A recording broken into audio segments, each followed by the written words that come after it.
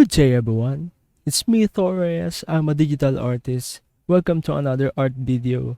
And today I'm going to create a vector portrait dedicated to Kimberlyn Granzo because it's her birthday today. And let's go!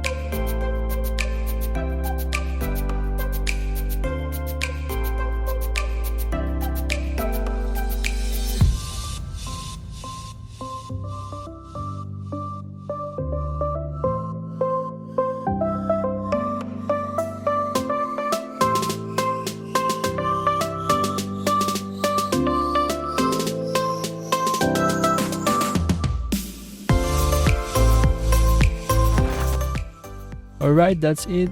If you like this video, please give me a thumbs up.